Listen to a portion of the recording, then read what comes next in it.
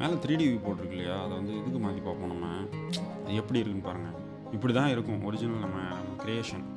அனிமேஷனில் உங்களுக்கு அது டிஃப்ரெண்ட்டாக இருக்கும். அந்த ஒரு கேமரா இன்சர்ட் பண்ணிடுவோம் இப்போ. ஓகேவா, 50A கொடுத்து கேமரா இன்சர்ட் கொடுத்தது இன்சர்ட் ஆகிடுச்சு, கீழே இருக்குது. நம்ம அந்த வியூவில் வந்து கண்ட்ரோல் ஆல்ட் நம்பர் 0 கொடுக்கும்போது இந்த மாதிரி செட் ஆகும் ஃப்ரேம். இதை வந்து இன்னொரு விதமாகவும் செட் பண்ணலாம். ஓகே, நம்ம அந்த ஃபோக்கல் லென்த் வந்து சைடில் வந்து செட்டப் பண்ணிக்குவோம் கேமரா ப்ராப்பர்ட்டிஸில். 35mm நல்லா தான் இருக்குது. ஓகே, சம்திங் வியர்டாக இருக்க மாதிரி இருக்குது எனக்கு. நம்ம என்ன பண்ணுவோம், நேவிகேஷனில் போய்ட்டு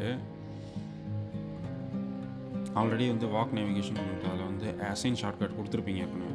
ப்ரெஸ்ஸுக்கு நான் திரும்பி கொடுத்தேன், Shift F கொடுத்து அசைன் கீ பண்ணிக்கிறேன். ஓகே, அந்த கீ அசைன் பண்ணுவோம். Shift F கிளிக் பண்ணிங்க அப்படின்னா என்ன ஆகும்னா, நீங்கள் மவுஸ் மூவ் பண்ணும்போது கேமரா மூவ் ஆகும்.